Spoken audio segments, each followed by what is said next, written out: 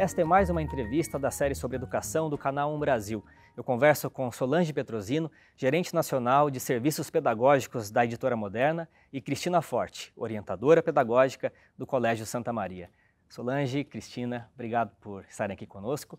Eu queria começar falando sobre protagonismo na educação. Como ter uma escola onde os alunos sejam protagonistas, mas sem tirar a importância dos professores. Eu agradeço a oportunidade de estar aqui compartilhando a experiência e agradeço a parceria aqui com a Cristina. Não são excludentes. Você ter um professor, muito pelo contrário, na verdade a importância do professor para desenvolver o protagonismo, a importância do professor é muito maior, porque muda o papel do professor.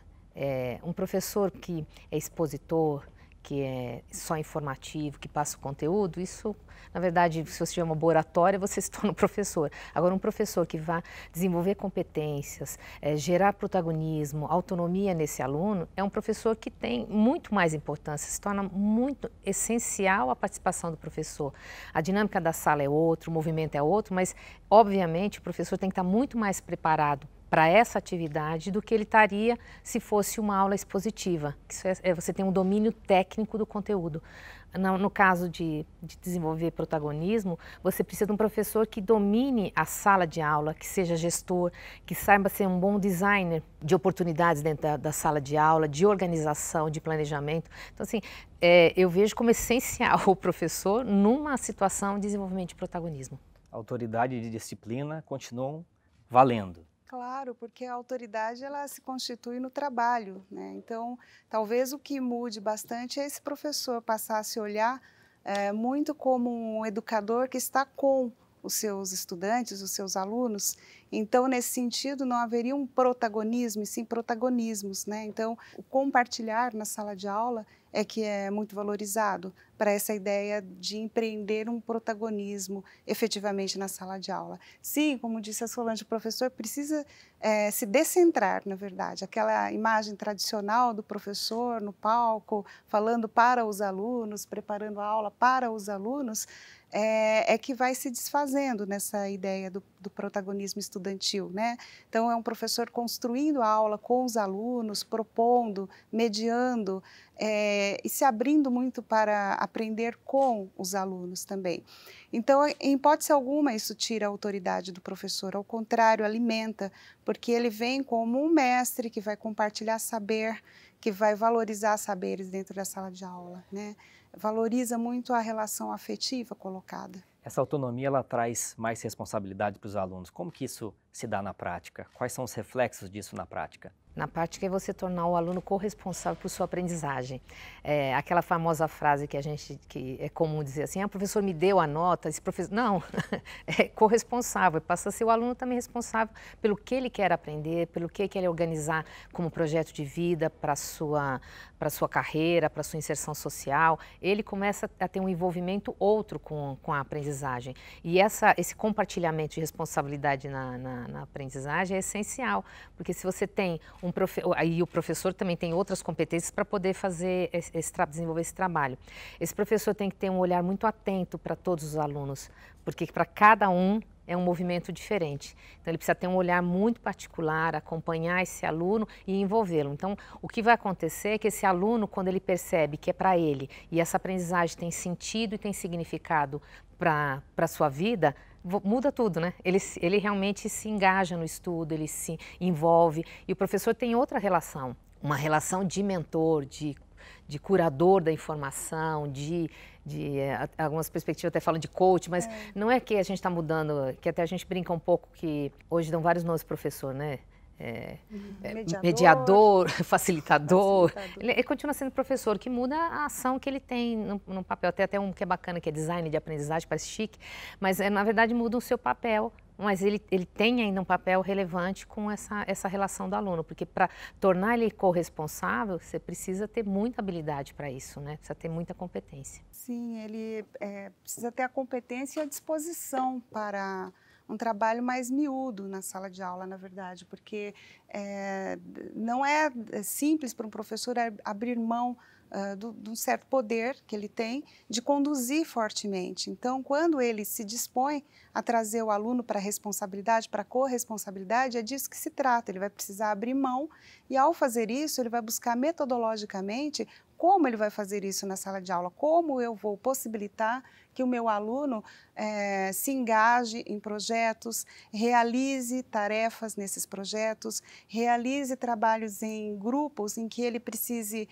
lidar com os colegas nos seus ritmos diferentes, como eu vou fazer para que o meu aluno vá desenvolvendo um conhecimento sobre aquilo que ele está produzindo e um senso crítico do que ele está produzindo, como é que ele pode aprimorar. Como que eu vou abrir possibilidade para esse aluno falar na sala de aula, colocar o que ele está entendendo desse processo, né? O que ele está vivenciando, o significado disso. Então, assim, usar de recursos democráticos, vamos dizer assim, dentro da sala de aula, importa muito, né? Para o professor, aí não só o professor e não só um professor. Isso é muito mais efetivo quando é proposto por uma equipe, orientação junto. Então, por exemplo, se uma escola desenvolve um projeto de assembleia de classe desde cedo, esses alunos vão aprendendo a se colocar democraticamente, tanto num ambiente coletivo de discussão, quanto na possibilidade real de se responsabilizar por pequenas ações, né, que vão ter um efeito para o todo, né? Você usou a palavra curadoria, a Cristina falou de ritmo de aprendizado.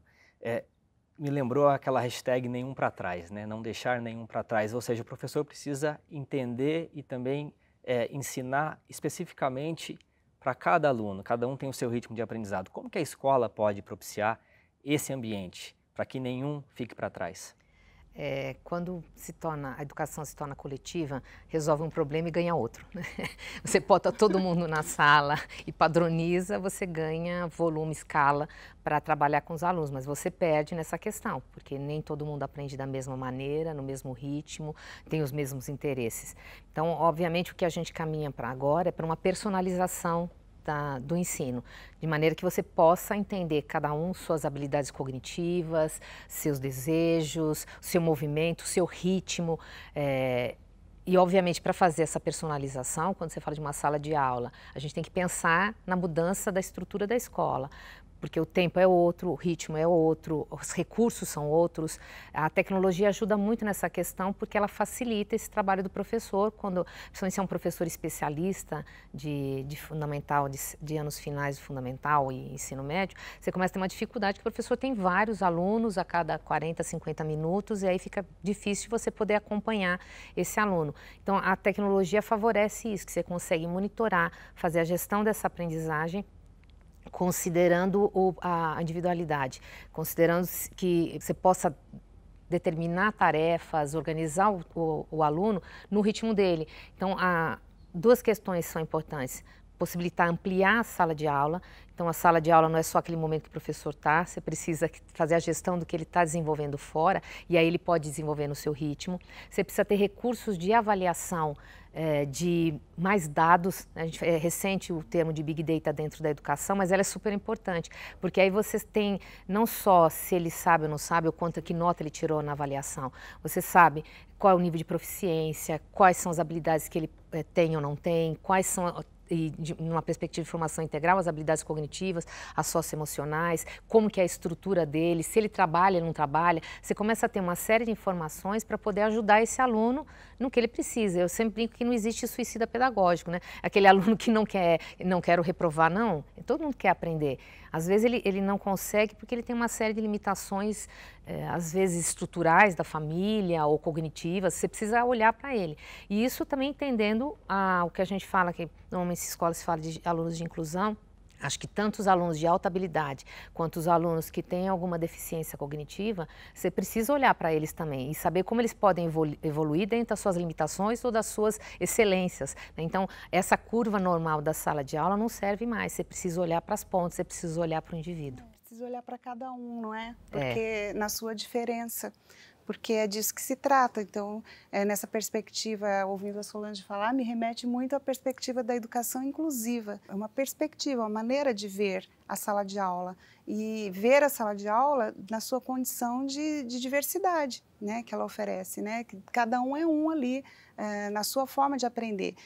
Talvez haja no senso comum uma ilusão de que todos aprendemos da mesma maneira, não é verdade. Cada pessoa aprende de uma forma muito específica. Então, se você cria na sala de aula um ambiente, que eu acho que aí está um desafio para nós, né?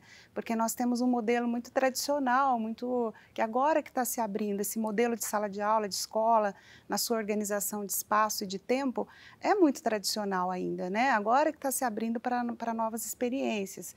E precisa, quando você parte dessa perspectiva inclusiva, é preciso dar de verdade possibilidade para que cada um experiencie aprendizagens dentro da sua condição, dentro da sua diferença.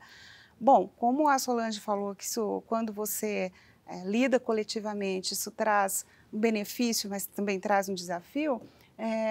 Sim, o desafio é de como é que a gente lida com todos esses diferentes, né?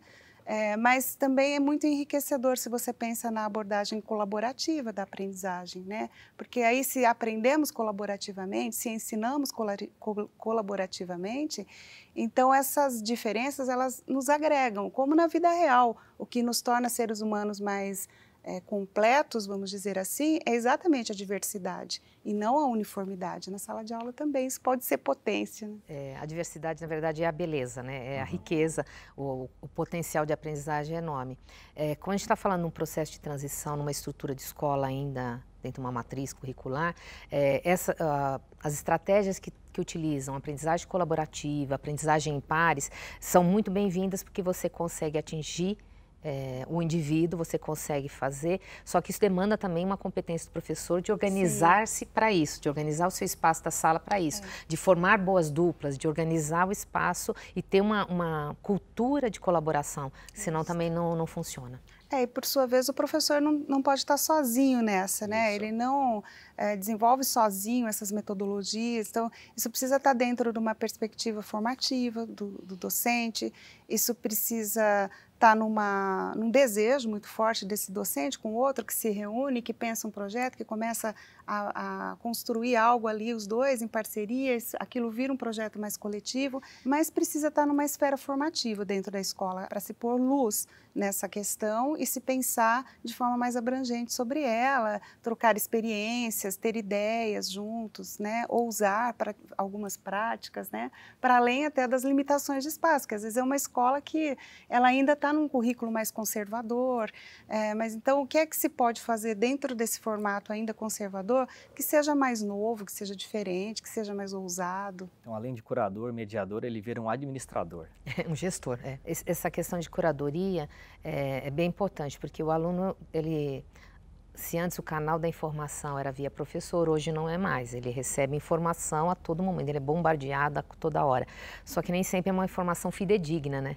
E aí é importante ensinar não só ser curador da informação, mas ensinar o aluno a ser curador. Porque a web, que é a Biblioteca de Alexandria, tem infinidade de informações. Agora, como você olha o que é fidedigno, como que você consegue fazer essa curadoria? Tanto o professor como o curador, como desenvolver a competência de curadoria no aluno. A gente sabe que o Brasil vem apresentando aí avanços graduais na educação. Dentro desse contexto, há consenso de que a sala de aula mudou? E se sim, quais são as maiores mudanças? A escola tem uma relação dialógica e dialética com a sociedade. Então, se a sociedade se transforma, a escola também se transforma. A questão é que a escola é processo. E a velocidade que a transformação da sociedade vem acontecendo é muito mais rápida. Então a escola tem um pouco mais, tem um delay aí para fazer essa transformação para acontecer. Mas obviamente ela está explodindo, porque a evasão escolar, o desinteresse dos alunos, a falta de atrativo dentro da escola, isso é tudo demanda relacionada a essa escola que precisa se transformar.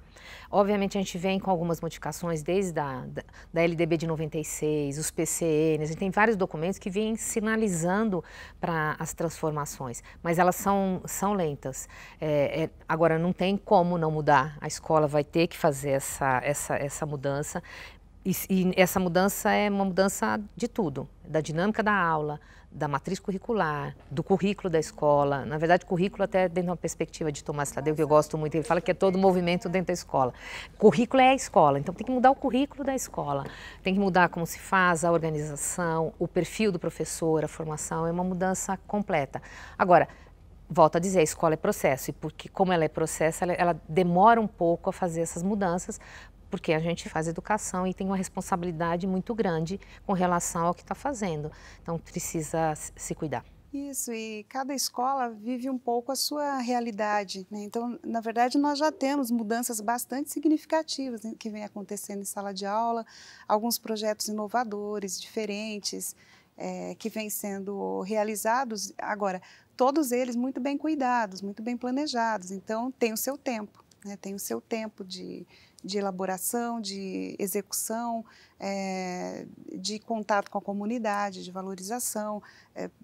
Por exemplo, a Escola da Ponte demorou quantos anos para ser reconhecida internacionalmente como uma escola importante, significativa no currículo que organizou, na aprendizagem, né, que proporciona. E há muito tempo vinha se renovando nisso, né? Agora, hoje nós estamos num momento em que não tem mais jeito. Essas mudanças todas que estão acontecendo na sociedade, por conta, sobretudo, dos veículos de comunicação, né, que trazem a informação, que veiculam a informação muito rapidamente por conta das tecnologias, não tem como. Isso tudo é muito simultâneo, a discussão, a criticidade, né, as opiniões, os pareceres. Então, vem com tudo para dentro da sala de aula. A sala de aula é assim, como a Solange falou, ela é um microcosmo da sociedade, né? Então, está tudo ali. As informações estão ali. Coisa que há um tempo era um privilégio da academia, da escola, do professor, né? Hoje não, hoje a informação circula livremente em todos os espaços, né? E isso eu acho que muda muito a sala de aula, porque desinstala bastante aqueles lugares consolidados que o professor tinha de transmissão do saber, por exemplo, isso daí é chacoalhado, né, com essa possibilidade, né? Mas ainda assim ele ele importa muito, e a escola importa muito como meio de socialização, de produção de conhecimento e de experiências de conhecimento, né? Não é à toa que a gente começa a ouvir falar de experiências de tirar a parede, de mudar as carteiras, assim, não tem mais lugar aquela sala de aula com o formato de fileira, de um aluno olhando a nuca do outro, isso daí não tem mais lugar, né? E copiando. Antes, a escola tinha a função de informar, né? Agora, com a informação vindo de todos os lados, ela tem que contextualizar isso. Transformar em conhecimento. Sim, ela volta à sua função. Acho que isso vem fortalecer o que de fato é a função da escola, a sua função social de produzir conhecimento, né? Essa questão de transmitir, ela faz parte, claro, porque você lida com conhecimentos historicamente produzidos, né? Então, nesse sentido, sim, está se compartilhando saberes historicamente produzidos, academicamente produzidos, né? Mas se produz efetivamente conhecimentos dentro da escola. A escola é um centro, de produção de pensar, sobretudo, né? O conhecimento nesse sentido. E Solange, o que deve mudar na formação dos professores para dar conta dessa realidade? Na verdade, tem que mudar muita coisa, tanto na formação inicial, na academia, quanto na formação continuada. Como há uma transformação rápida da educação, você tem que pensar que tem uma formação inicial que dá o sustentáculo, dá a base para esse professor, que tem que mudar, porque a gente está falando agora de desenvolvimento de competências, a gente está falando de uma outra gestão e, obviamente, pautada até em outras competências. O ISTE, que é uma Sociedade Internacional de Tecnologia Educacional, ele tem até um mapeamento, uns estándares de competências dos professores, que é bacana para você entender no que você precisa formar esse professor, né? A gente tem trabalhado até um programa de desenvolvimento docente pautado em competências, porque o que diz que um professor é bom, que o professor é ruim? Você fala assim, não, ele é bom. No quê? E como que eu posso aprimorar? O que eu posso ajudar nesse? Você tem que entender que competência falta para aquele professor para poder desenvolver. Isso é um trabalho dentro da escola, de uma organização de formação continuada em serviço, a partir da prática do professor. Tem várias referências de formação reflexiva a partir da prática, que é você olhar para a sua prática, O Instituto Ayrton Senna com o Boston Consulting Group fez uma pesquisa sobre formação de professores já há alguns anos e que mostrava que as práticas mais utilizadas eram as menos efetivas. Então, congresso, palestra, semana pedagógica é bacana, é motivacional, dá um start, mas não muda a prática do professor. O que muda é um mentoring, coaching, um acompanhamento mais próximo, um trabalho colaborativo, uma organização que permita que ele olhe para a sua prática à luz da teoria, sem dúvida nenhuma, né? Não são achômetros, à luz da teoria, como que você organiza a sua sala de aula, a partir do que você já faz, como você vai transformando. O Mozar Neves, que está agora responsável pelo relatório de formação de professores em virtude da nova base, ele prega que a gente tem que aproximar a academia da educação básica, que é um distanciamento do que acontece. Então, se você não vê na prática, você não consegue desenvolver o que precisa para aquela realidade. E outra questão que eu gosto muito é esse movimento com relação à residência pedagógica, que é mais do que um professor fazer estágio, é ter alguém, um tutor qualificado, alguém que acompanhe o seu trabalho e que durante a sua formação inicial esteja com ele e dando as orientações com a sua experiência, o que ele já tem na prática, na sala de aula, a partir daí poder... Porque ser professor se aprende sendo, né? Não é só uma teoria. Aprende sendo, aprende com o outro, aprende com os alunos, aprende... Na formação inicial, pouco se aprende a ser professor. Você, na verdade, ao longo da vida, você se constitui professor na sua profissionalidade, né? E eu acredito que dentro das escolas, né, precisa ter, sim, uma atenção para a formação continuada docente, né? Isso é pouco investido ainda, né, no Brasil, mas as escolas que têm esse percurso, eu felizmente trabalho numa instituição, lá no Colégio de Santa Maria, é uma instituição que investe bastante na formação docente continuada, né?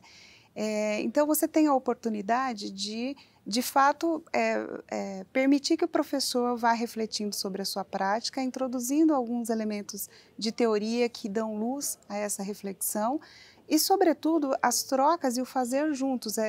Quando uma equipe de professores constitui um projeto coletivamente, né, e depois avalia esse projeto, tem todo um percurso aí de ação e de reflexão daquilo que foi feito, né, e de uma metacognição sobre isso, né? Então, isso traz marcas. E quando o professor faz isso coletivamente, você tem um grupo que é heterogêneo, que tem suas histórias, que vem de formações iniciais diferentes, que vem com biografias absolutamente diferentes, de tempos de profissão diferentes. Uma coisa é um rapaz, uma moça que acabaram de sair da academia, estão iniciando no seu início de carreira. Outra coisa é um professor que já está há 10 anos, outra coisa é um professor de fim de carreira. E eles, ali, coletivamente, trocando essas experiências, também traz um aprendizado por si, isso daí, né? Então, a escola, no meu entendimento, precisa, sim, se abrir para essa perspectiva formativa, continuada do docente, que é, na verdade, trazer para si a função também de pesquisa-ação, né? E desenvolver nos seus professores essa competência da pesquisa-ação. Sabe onde começa isso? Começa na elaboração do projeto político-pedagógico. Sim. O quanto a escola constrói o seu currículo, o seu projeto... Engajando os professores nisso. De uma maneira colaborativa. É ali que começa. Então, o professor se sente responsável por aquele projeto, se envolve e aí ele tem uma formação mais consistente, mais segura.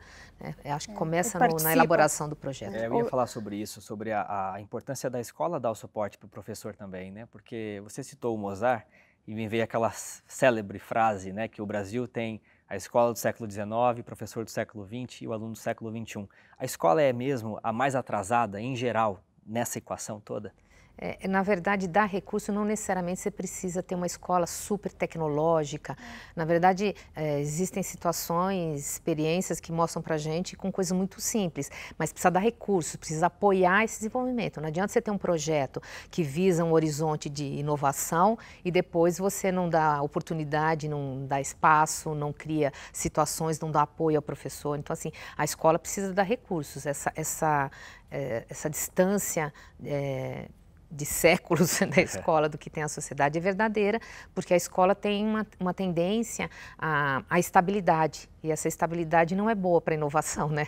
Tem que ter um olhar, eu gosto muito, tinha um projeto chamado Até Raiz e Asas, com o pé Mas tem que voar na um raiz pouco. e um pouquinho voando, né? Não dá para você também fazer qualquer coisa, volto a dizer, a gente tem uma responsabilidade, mas tem que dar recursos, tem que apoiar, tem que dar... Você fala um professor que tem uma carga horária extensa e não tem um tempo para planejar, para se organizar, se você não permite que ele faça aulas diferentes. Agora, os recursos importam muito. Você tem também uma escola, né, absolutamente destituída de recursos materiais, fica bem limitado, né, para os educadores. E já que a gente está falando de mudança, o que é a escola do futuro? O que é e aonde ela já acontece? Eu gosto do termo escola aprendente. A escola do futuro é uma escola que aprende e tá se transformando o tempo inteiro. Então, uma escola do futuro não é que ela está mirando um único objetivo, ela está mirando um movimento, ela tem ação, ela é viva. Então, é uma escola que vai aprendendo e vai se transformando. E para isso a gente já falou tudo que precisa para isso, né? Precisa de um corpo colaborativo, um corpo docente que trabalhe de forma colaborativa, uma gestão que olhe para essa organização, para esse currículo e dê recursos, dê subsídios, sejam utilizando financeiramente quando é possível ter um investimento financeiro. É uma escola que tem essa possibilidade de aprender sempre. A gente tem, para citar alguns exemplos, o Caio Dib tem um livro que chama Caindo no Brasil, que ele mostra experiências muito bacanas, assim, em condições muito simples, né? Não é que tem alta tecnologia. E ao contrário, também a gente tem a Fundação Roberto Marinho com o Canal Futura e a Fundação Santiliana, do qual a Moderna faz parte, tem uma série que chama Destino Educação, que tem escolas inovadoras. Sim. E aí mostra realmente, mas não adianta ter o equipamento se você não tem o que vai fazer com ele, não é tecnologia pela tecnologia. Então, assim, existem muitas situações. A gente tem um projeto dentro da editora que chama Moderna Compartilha, que pensa nessa estrutura, personalizando também a escola, porque a gente está falando da personalização do ensino para cada aluno, mas cada escola também tem sua identidade, tem seu percurso, tem seus recursos. Então, uma escola do futuro pode acontecer para qualquer nível. Uma escola muito simples, uma escola mais sofisticada, mas tem que olhar para ela, para a identidade que ela tem. Uma escola do futuro é essa, do aqui e agora. Quer dizer, eu olho para a realidade, eu penso essa realidade, eu me penso nessa realidade, eu vejo o contexto. E aí não tem como, que se essa escola se vê no contexto e vê esse contexto, ela precisa se entender se transformando, ela precisa se entender na necessidade de transformação. Quando a gente fala de educação, o foco é sempre o aluno. Nesse sentido, Cristina, qual é a maior queixa ou a maior dor dos seus alunos? Olha, eu trabalho com adolescentes. O que eu vejo que eles trazem é muito a necessidade do pertencimento, de se sentir pertencer a. Então, importa muito o grupo, importa muito que eu seja visto. Então, o que eles trazem é essa questão que eu acho que acaba sendo de toda pessoa, de todo humano, que é de querer ser visto, querer ser entendido, querer ser reconhecido. E para o adolescente isso junto com pertencer a um grupo, né? Então, ao mesmo tempo em que isso faz parte dos movimentos de construção da identidade, isso pode gerar situações bem angustiantes, né? Porque quando vem uma frustração, quando vem uma dificuldade justamente de se inserir, de ser visto, de ser reconhecido, quando se tem um ideal de reconhecimento, isso não acontece na prática, né? Então vem uma frustração, é instalada uma angústia, então eu vejo isso muito presente. E o que parece estar acontecendo é uma dificuldade um pouco mais acentuada de se lidar com essas angústias existenciais, né? Então aparece fortemente isso dentro da sala de aula. E como que se faz para sanar esse problema? Tem um momento específico da sala para você ouvir? É durante as dúvidas da própria aula? O trabalho pedagógico, se ele é mais aberto, né, ele vai favorecer que estas questões que são existenciais, elas também têm o seu lugar, né? Então, se eu estou discutindo um determinado conteúdo, até de literatura, né, e eu trago uma personagem que vive essas angústias, ali abre-se muita possibilidade para essa pessoa se ver, né? Para ela falar da personagem falando de si, para ela se entender por meio dos desfechos que vão sendo dados, né? Essa é uma possibilidade, existem infinitas, né? Pode ter uma possibilidade mais assertiva por parte da equipe que pense um projeto para dar lugar para que esses meninos, meninas compartilhem. Por exemplo, lá no colégio nós temos um grupo, um projeto que se chama Projeto Sustentabilidade. Ele é inteirinho desenvolvido por alunos de 8º e 9º anos, né? E eles atuam em várias frentes para pensar a sustentabilidade. Uma das frentes que eles quiseram tocar foi realizar rodas de conversa entre eles, né, sobre situações vividas dentro da escola que se assemelham a intimidações, até mesmo a bullying, né, que eles se sentam constrangidos, né, de alguma maneira, e poder dividir isso com os outros. Aquela pessoa que às vezes nunca falou daquilo com ninguém, ter um lugar que ela possa falar.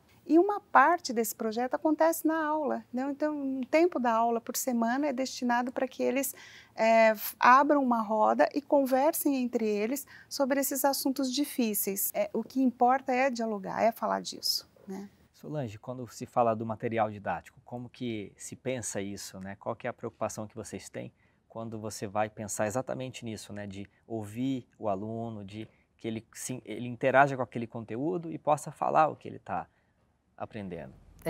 Antes de responder isso, quando você falou da dor dos alunos, eu acho que a maior dor desses alunos é não poder, não ver sentido e significado no que está aprendendo. E aí, quando você não fala assim, não tem sentido, passa por todas as questões, passa pelas competências socioemocionais, e que é onde você gera esse espaço, e passa pelas competências técnicas, né? Tem uma pesquisa do Porvir, que eles fizeram com 150 mil alunos. Porvir é um site vinculado ao Instituto Inspirare, que fizeram com 150 mil alunos e que eles mostraram o que eles querem da escola. Quero interagir com a comunidade, eu quero projetos práticos, eu quero recursos digitais, eu quero que respeitem minha individualidade, eu quero escolher disciplinas. Obviamente, essas questões não é o material didático que responde. Essas questões, quem responde é a própria escola. Cada vez mais o material didático está associado a um projeto, porque para dar conta exatamente desse ecossistema que hoje é, né, o material em si não garante. Mas ele tem alguns elementos que podem fazer isso. Então, por exemplo, a gente trabalha hoje com, inserido ao currículo do livro, o desenvolvimento que a gente chama Atitudes para a Vida, que são competências socioemocionais em geografia, em matemática, porque não é apartado, né?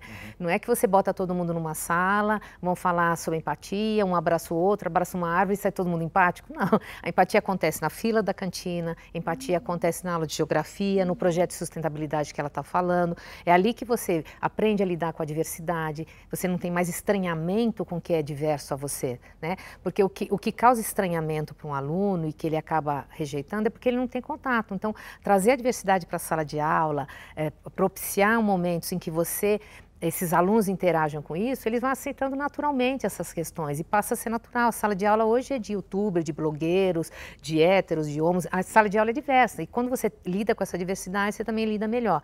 O que o material pode fazer é trazer essas questões, atividades e pensar na proposta da atividade, na sequência didática, já pensando então as questões de uma formação mais integral. Isso a gente já tem feito, tem estudado, mas também associando isso a projetos, a serviços, a recursos, a formação de professores, para fechar esse ecossistema que não é só simplesmente o livro ou o material. É também. E pensando no dinamismo, né? Hoje as crianças cada vez mais cedo têm o seu celular, elas assistem aquele conteúdo que o professor vai dar na aula, já assistiu no YouTube. Como que concilia a tecnologia com uma boa pedagogia? É só entender que tem uma intenção pedagógica, tem um objetivo. Nada substitui amassar argila, né? Você precisa amassar argila. E tem coisas que a tecnologia pode te ajudar. Então, assim, fazer por fazer, não. Pergunta assim, o que é melhor, um tema mais conflituoso ou mais polêmico? É melhor um debate na sala de aula ou um fórum na internet? Eu digo, depende do seu objetivo. Você quer desenvolver oralidade? É na sala de aula. Você quer ampliar repertório? Talvez seja melhor o fórum. Então, associar a boa pedagogia é entender que a tecnologia está a serviço dos seus objetivos. Aí você escolhe o que você quer fazer de acordo com o que você tem de objetivo. Não elimina de um professor interagir mesmo quando tem tecnologia. A gente sabe que mesmo com a tecnologia, o papel de professor como mediador disso é importantíssimo, não elimina, mas tem um facilitador. A tecnologia também facilita uma série de outras coisas. Essa personalização que a gente já comentou num bloco anterior, a questão de você dar dados para o professor. Não existe nenhuma ferramenta que o professor consiga fazer, por exemplo, um nível de proficiência. Isso exige que você tenha itens, elaboração de itens, calibragem de itens, e aí o professor não tem condições, a escola não tem como fazer isso. É a tecnologia que permite, porque vai dar escala, e aí você consegue medir nível de proficiência. Então, a tecnologia ela vai dar uma série de recursos, facilitar o trabalho de correção do professor, a gestão da aprendizagem. Não tenho dúvida que aí o professor foca no que ele é mais importante, que é essa interação, que é essa mediação do saber. Então, a tecnologia ela é uma ferramenta importante para subsidiar uma boa pedagogia, mas o professor tem que ter clareza que não é um fim, é uma ferramenta, olhando para o seu objetivo, fica tudo resolvido. Sim, não há tecnologia que dê conta de uma sequência didática que não foi bem planejada. Você pode usar todos os recursos aí, se não houve uma preparação de acordo com uma intencionalidade, né, que a Solange coloca, com clareza de objetivos, com clareza de modos de operar com isto, né, que vai resvalar na pesquisa, né? Então, a tecnologia, ela pode e ela está, sim, a serviço de se realizar pesquisas na sala de aula, né?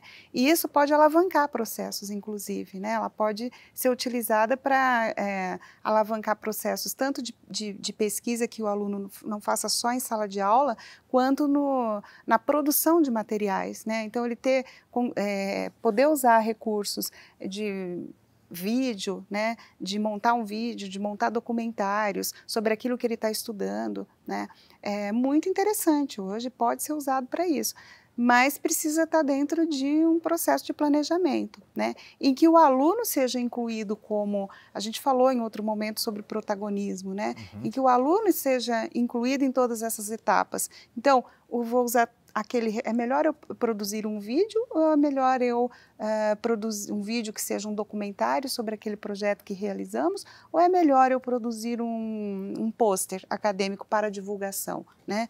É melhor eu fazer um registro oral e eu vou gravar entrevistas, depois eu vou usar isso para discorrer sobre o assunto de migrações que eu aprendi, ou é melhor eu recorrer a um ensaio fotográfico para demonstrar aquilo que eu estou discutindo. Então, isso não é mais o professor que chega e fala, agora você vai fazer isso, aquele grupo vai fazer um ensaio fotográfico, o outro vai fazer... Não, isso tudo pode ser discutido e decidido coletivamente dentro da sala de aula, uma vez que existem infinitas ferramentas tecnológicas que favorecem, que ao mesmo tempo que você tem um grupo que está produzindo vídeo, o outro está fora da sala de aula, ele já está fazendo pesquisas que vão resultar num pôster, num texto.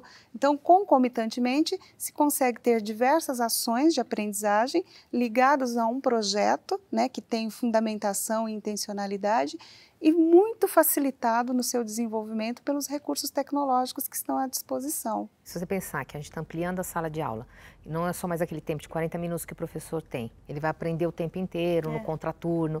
Como que você faz a gestão do que está acontecendo fora? É pela tecnologia, você precisa de um LMS, você precisa de uma plataforma que faça que você saiba que horas ele entrou, que ele possa devolver para você, você envia uma atividade, que você possa colocar uma atividade só para a Cristina, só para o Guilherme, não para aquele outro, não para o grupo como um todo. Essa gestão tecnologia, é muito difícil fora, né? Porque isso gera protocolos que o professor combina com o aluno. Você está precisando disso na matemática porque você ainda não conseguiu aprender como deveria aqueles outros conteúdos lá. Então, vou fazer um trabalho aqui com você. Então, eu vou lá no Moodle, vou te postar algumas coisas, você vai dizer para mim o que você vai fazer, e existe esse contato, né, num outro espaço, né, que é esse virtual, mas tudo organizado, tudo combinado previamente, tudo por meio de um protocolo, uma vez que o professor, dentro da sua profissionalidade, ele também tem um contrato, ele tem as horas de trabalho, de dedicação, isso precisa de uma regulação ali, a gente gosta muito em escola de chamar de combinado, né? De um combinado entre o professor e o aluno, né? E buscando sempre que seria o desafio, que é ensinar algo que seja relevante para aquele aluno, né? Que ele entenda que faz sentido para a vida dele. Isso.